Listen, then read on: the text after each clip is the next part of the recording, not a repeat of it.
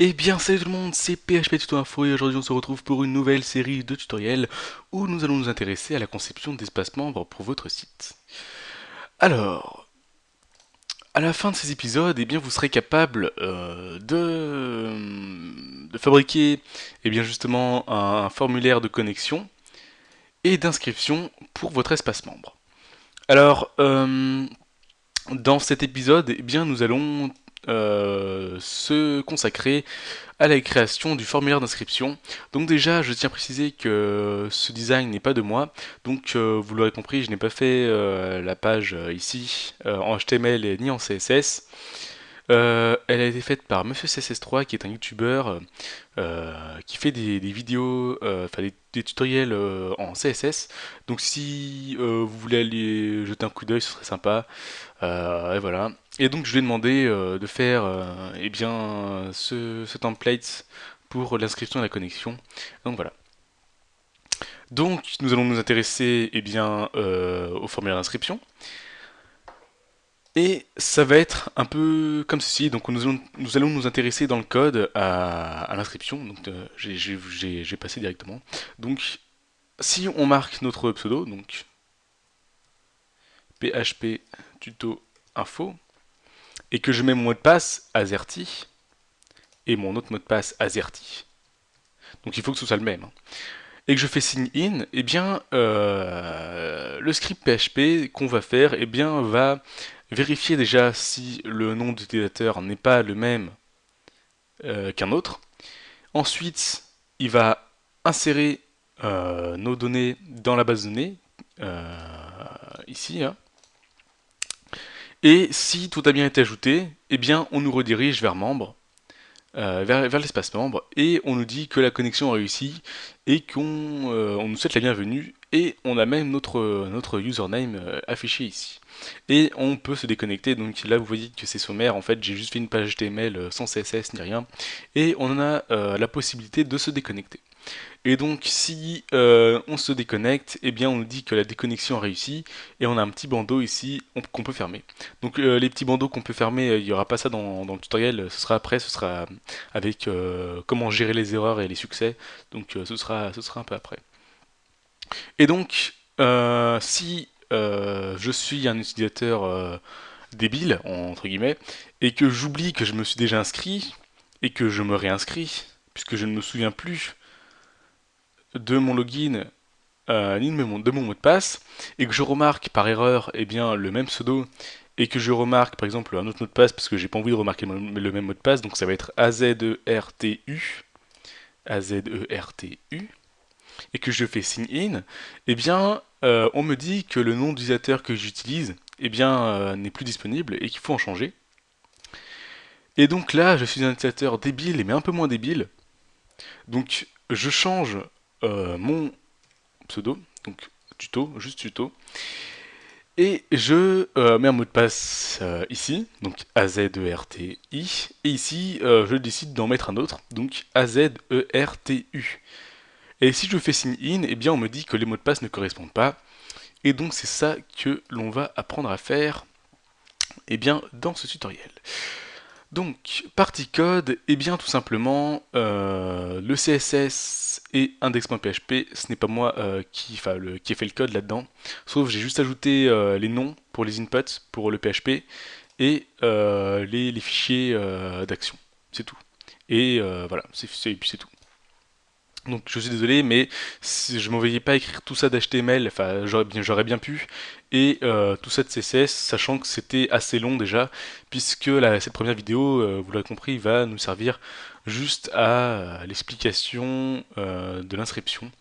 Donc j'ai décidé de prendre un thème tout fait et j'ai demandé à Monsieur CSS3 de m'en faire un. Donc voilà. Donc si vous voulez étudier le CSS de plus près et la structure HTML de plus près, je vous invite à télécharger les sources dans la description de la vidéo. Donc c'est un lien Dropbox. J'ai remarqué que maintenant il faut vous inscrire pour télécharger le fichier. Donc vous créez un compte Dropbox, ça prend pas 3 heures et puis c'est la source la plus fiable que j'ai trouvée pour télécharger. C'est sans pub et c'est rapide. Voilà. Et puis voilà.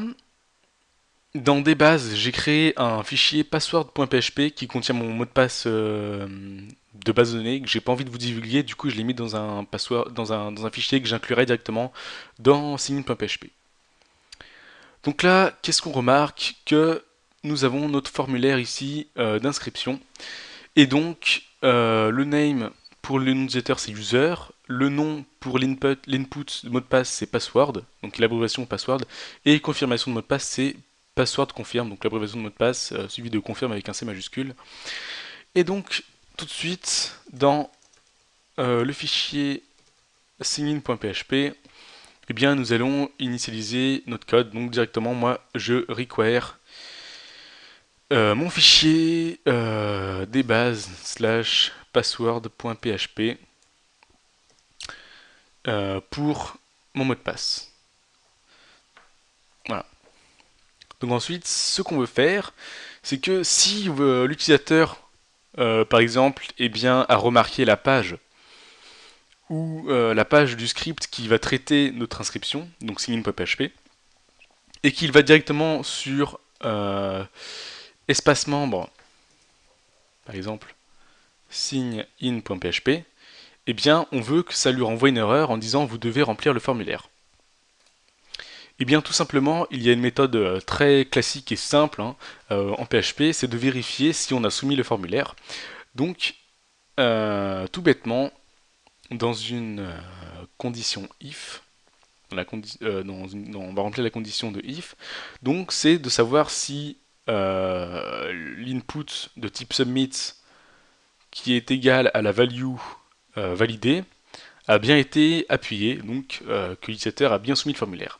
Donc avec la fonction déjà prédéfinie de PHP isSet pour vérifier que eh bien l'input est défini, donc de $_post de submit, je crois que j'ai mis ça, et on veut que $_post de submit eh bien, soit bien égal. Donc là, les trois égales, c'est pour vérifier une chaîne, si vous voulez. Voilà. Et j'avais mis valider. Donc si ça a bien été défini, donc qu'on a cliqué dessus et que c'est égal à valider, donc comme ici là, eh bien,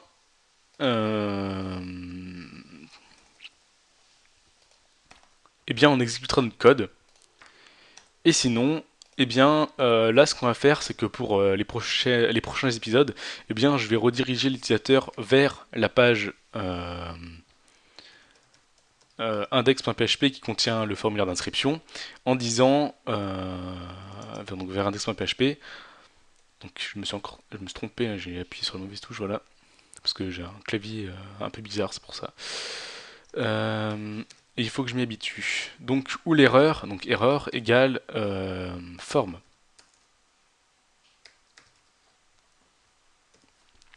Et on arrête le script. Donc header c'est pour rediriger. Donc non, header c'est pour envoyer un header, une en-tête. Mais location c'est pour rediriger. Donc voilà, et on redirige vers index.php où l'erreur égale forme. Et si l'erreur est égale à forme, eh bien on dira qu'il faut remplir le formulaire. Donc voilà. Donc de toute façon, si il vous manque des ressources sur cette fonction, vous allez voir sur php.net qui vous expliquera, enfin la doc de php.net qui vous expliquera à quoi sert cette fonction. À quoi sert pardon, cette fonction. Donc en tout cas, ici on l'utilise pour rediriger vers index.php et là c'est pour arrêter le script. Voilà. Donc voilà, et donc ici, si le formulaire a été validé, eh bien il s'agit de définir les variables de saisie, donc isset, moi j'appelle ça isset, hein, parce qu'elle contient des isset en fait tout simplement. Donc isset de $_post de user, donc si l'input user est bien défini et que l'input password est bien défini, donc pswd, et que non, pas de $, et que l'input confirme password est bien, enfin password confirme plutôt, est bien rempli. Et bien voilà, donc ça c'est stocké dans la variable isSet. Je vérifie que je n'ai pas fait d'erreur. Password confirme, non c'est bon. Et ensuite dans empty, donc qui veut dire vide, eh bien on va stocker tout le contraire en fait. Donc si c'est différent de empty, donc si ce n'est pas vide, de $_post de la même chose, donc user. Alors j'ai oublié le $_. Hops. Et là on fait la même chose jusqu'à password confirme, donc différent de empty, $_post, password. Donc si vous avez déjà complété, vous pouvez passer dans la vidéo, vous pouvez squeezer. Mais ouais, si vous pouvez squeezer si vous avez envie. Donc $_post de password confirme. Et point virgule puisque c'est une variable. Et là, ici, je me suis trompé, c'est différent de empty aussi. Puisqu'il ne faut pas qu'il y ait d'erreur, sinon ça va m'énerver, et voilà. Et là maintenant, on fait une condition qui dit que si on a on veut que if vérifie la condition is7 et empty. Et si tout ça n'est pas validé, donc else, donc si ça renvoie false, eh bien on redirige l'utilisateur pour l'informer qu'il faut qu'il remplisse tous les champs. Si je suis l'utilisateur débile qui n'a pas rempli tous les champs, voilà. Ou l'erreur est égale à champ. Moi je mets champ, mais vous pouvez mettre quelque chose d'autre. Hein. Et exit pour arrêter le script de cette si l'utilisateur arrive dans cette impasse. Voilà. Donc maintenant, il va s'agir de vérifier si les deux champs de mot de passe concordent. Donc pour faire ça, on va faire un truc très simple. Hein. Comme je vous avais dit, pour certaines personnes qui avaient suivi les commentaires dans la vidéo du calendrier, eh bien, j'avais dit que ce serait rien de très poussé, donc c'est quelque chose d'assez simple. Donc, password eh bien, va être égal à $_post de password. Et la variable password confirme eh bien, va être égal à $_post de password confirme. Très très simple. Voilà, jusque-là, il n'y a rien de très compliqué. C'est encore compréhensible. Et voilà. Et bien maintenant, une fois qu'on a fait ça, on refait une condition if qui va vérifier, donc ici, que le mot de passe ne correspond pas, et else si ça correspond. Donc j'organise toujours un peu. Donc là, on va utiliser, je sais plus comment ça s'appelle, c'est un opérateur je crois. Donc c'est password.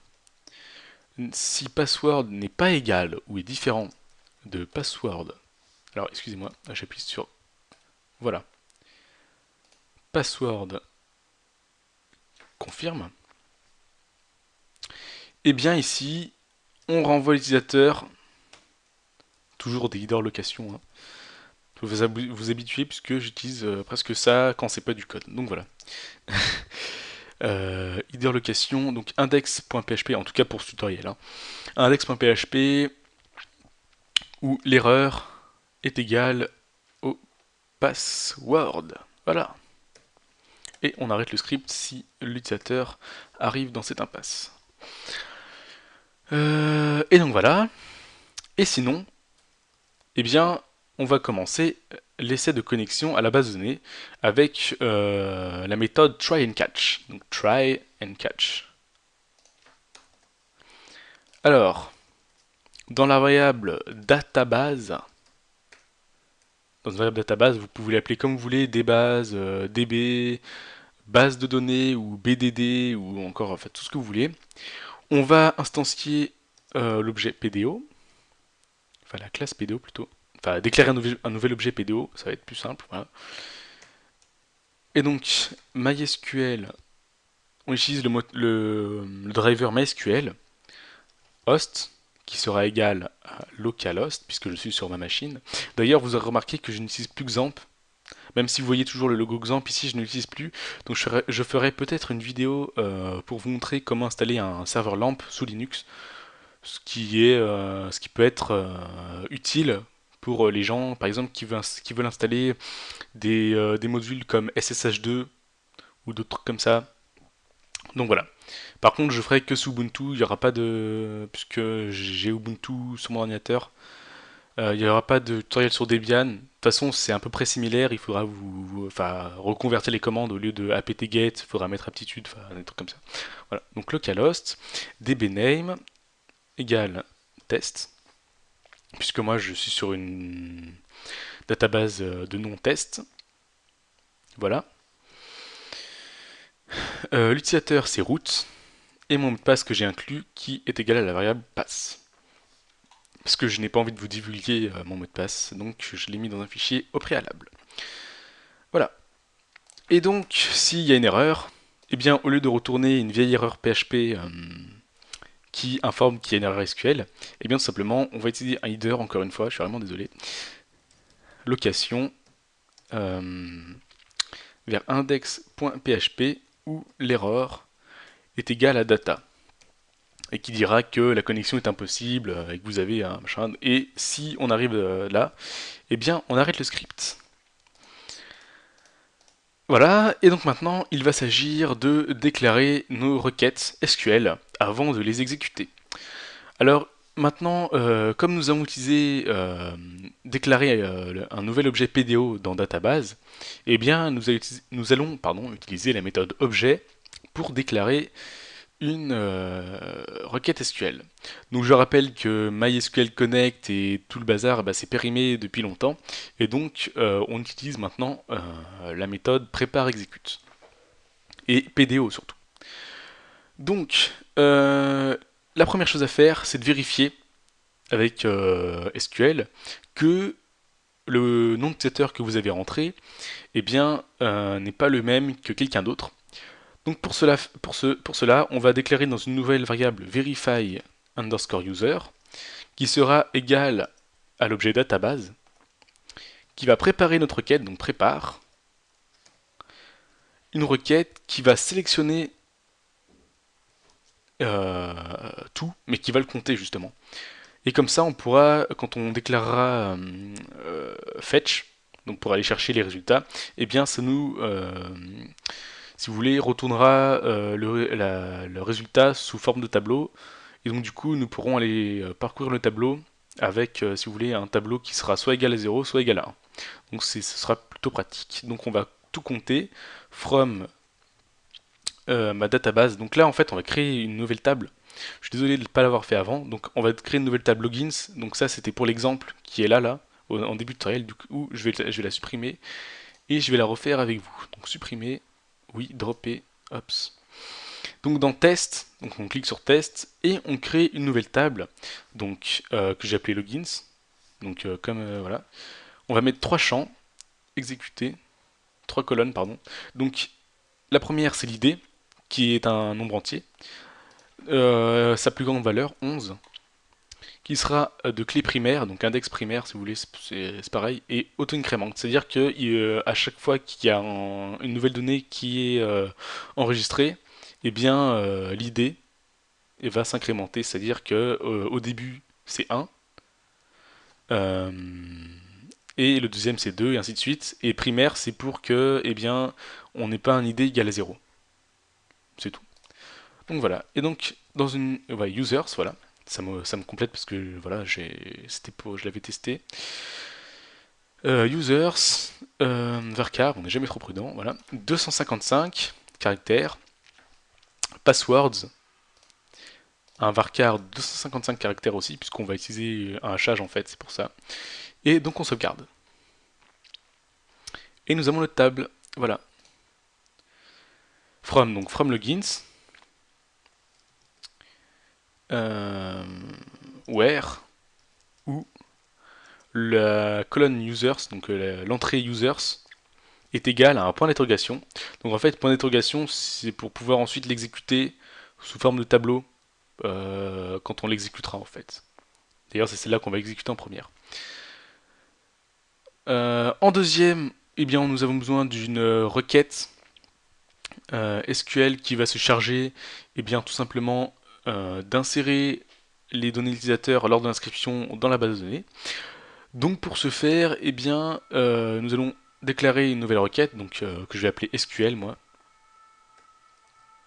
qui sera égale à l'objet database. Donc pour ceux qui entendent l'ambulance là, juste dehors, veuillez m'en excuser. On va attendre que ça se calme. Ouais, là c'est bon, ça devrait être bon. Donc database prépare et on va vous mettre le point virgule directement. Et celle-là va préparer l'insertion des données du formulaire, donc insert into. J'ai oublié le T, quelle malchance. Insert into logins. Et on va sélectionner users et passwords. On sélectionne pas l'idée puisqu'il travaille tout seul comme un grand. Voilà, puisqu'il est en auto-increment. Et les valeurs, donc values. Hops. Et là, on va mettre deux petits points users, virgule, espace, deux petits points passwords. Tout simplement pour pouvoir aussi, comme les points d'interrogation, pouvoir les faire correspondre lors de l'exécution dans un tableau.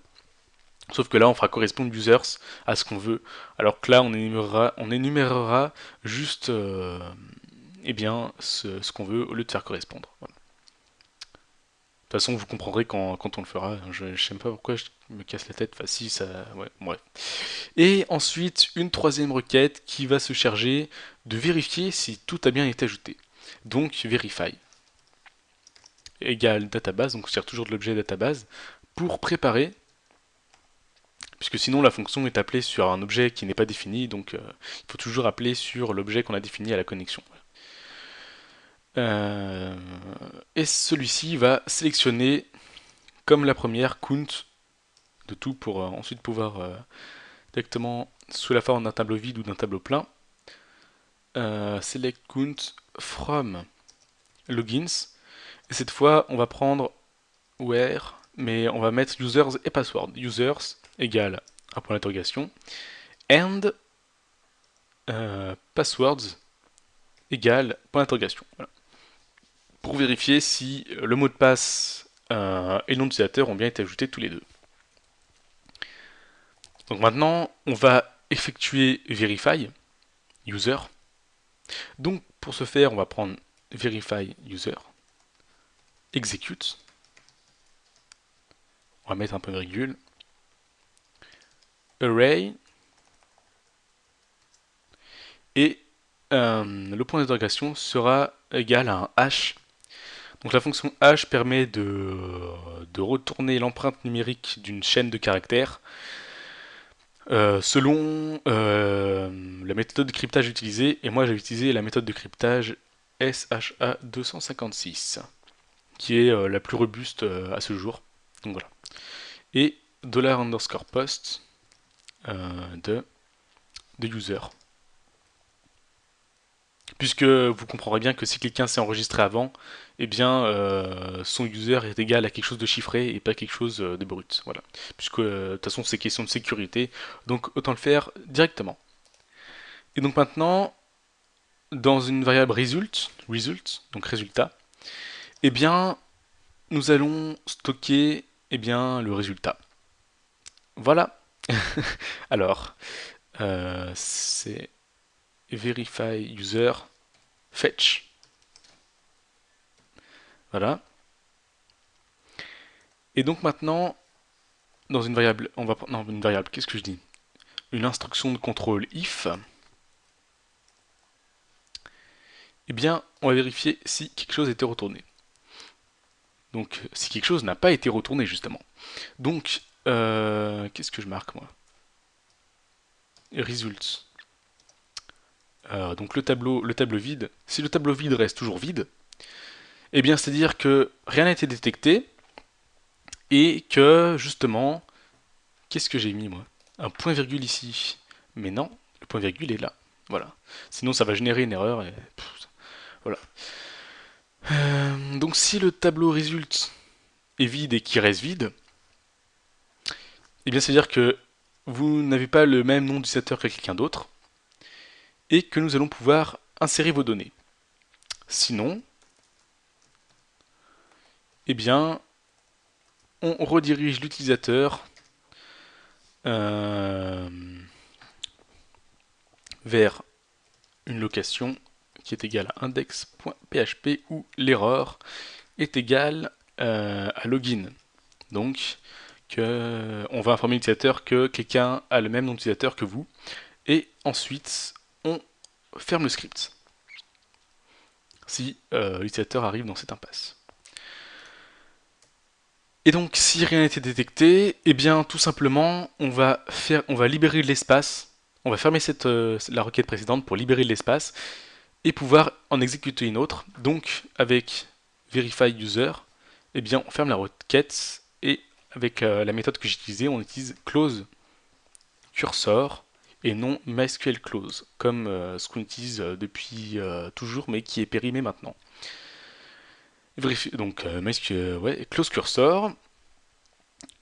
Et ensuite, on va exécuter SQL. Donc SQL execute, toujours pareil, donc dans un tableau. Et dans ce tableau, là, comme on utilise les deux points users et deux points passwords, eh bien, on va mettre entre guillemets simples, entre quotes, eh bien, deux points users, qui correspondra avec une flèche égale chevron droit. Ouais, c'est ça, chevron droit. Et qui va être égal, qui va correspondre au hash. Hash, c'est ça, hash. Avec la méthode de cryptage SHA-256. Et le truc à crypter, enfin à hacher plutôt, à retourner en pointe numérique, c'est $_post de, excusez-moi, user. Alors là, c'est pas un point virgule, c'est une virgule parce que en fait, on est dans un tableau, enfin, on énumère. Enfin, vous le savez certainement et vous me prenez certainement pour un débile, mais il faut que je m'y habitue. Voilà. Donc ensuite, deux petits points passwords qui correspondra à un hash avec la méthode de cryptage SHA-256 et cryptera $_post de password. Et là, pas de point virgule, puisque sinon ça va nous retourner une erreur. Et voilà. Et donc maintenant on ferme cette requête puisqu'on n'en a plus besoin et on va exécuter celle qui va vérifier si cette requête a bien marché. Donc SQL close cursor et maintenant verify execute toujours dans un tableau. Hops. Ouais, j'ai activé l'image au lieu d'appuyer sur tab. Et là, donc hash, toujours la méthode de cryptage SHA-256. Et ce qu'on veut crypter, enfin vérifier plutôt, c'est post de user, virgule, hash, en utilisant la méthode de cryptage SHA-256 de $_post de password. Et donc là, au lieu de fermer la requête et de plus en utiliser, eh bien, on va directement faire un fetch. Alors, il faut que je me rappelle. Ouais, c'est bon. Donc, on avait sauté une ligne. Voilà. Donc, on va pas utiliser result parce qu'on l'a déjà utilisé. Donc, on va utiliser data par exemple. Égale euh, verify fetch. Donc, fetch, ça veut dire va chercher. Chercher en fait. Chercher le résultat. Voilà. Et maintenant, dans une condition if, euh, où justement, eh bien, $data, le tableau vide data est un tableau plein, donc si ça retourne en fait true, si ça a bien été ajouté, et bien là maintenant il s'agit de démarrer la session de l'utilisateur et de stocker dans le tableau de session son nom d'utilisateur pour lui dire bonjour après. Donc dollar underscore session, il faut que je définisse le tableau de login, on va l'appeler login comme ça, égale dollar underscore post de user. Bon, là on le hash pas, sinon ça va faire une série de caractères illisibles. Voilà. Et une fois que c'est fait, eh bien, toujours ce fameux header, location vers membre slash. Et si l'utilisateur arrive eh bien, au paradis, on va dire, eh bien, on arrête le script. Sinon, eh bien, eh bien, on redirige vers,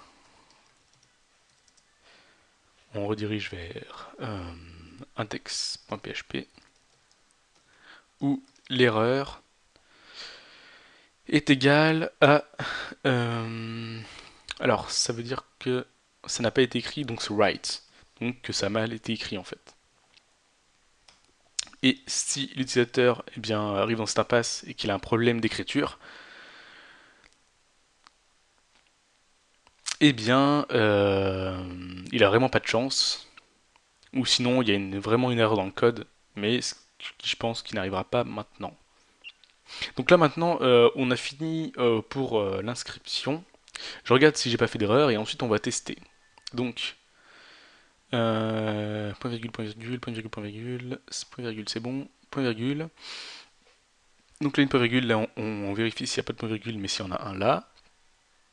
Donc là, normalement, ça devrait être bon. Ici aussi. Là, hop. Clac. C'est bon, c'est bon. Et bien maintenant, ça devrait être bon.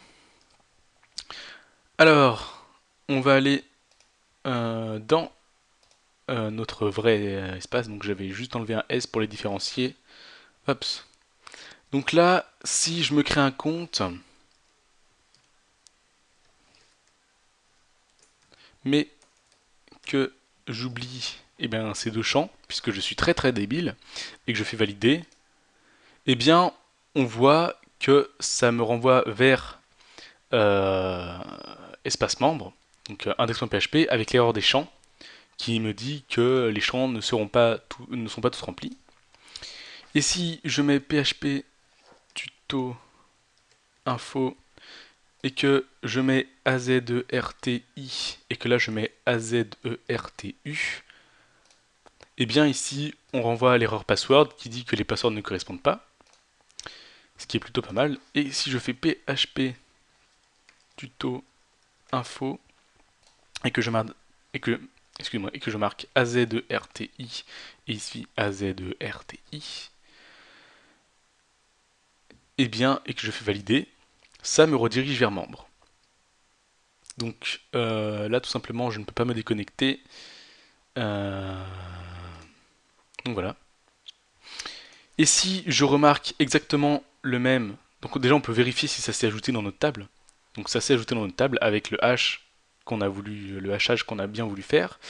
Et si je mets le même pseudo et que je marque un autre mot de passe, donc azedy, et ici azedy, et que je vais valider, eh bien ça me renvoie l'erreur login qui dira que j'ai le même pseudo que quelqu'un d'autre. Donc pour l'inscription, tout fonctionne.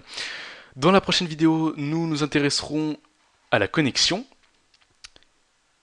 Et puis voilà. Et donc, à la prochaine vidéo, donc à au deuxième tutoriel de cette série de tutoriels pour concevoir votre espace membre pour votre site. Salut, salut!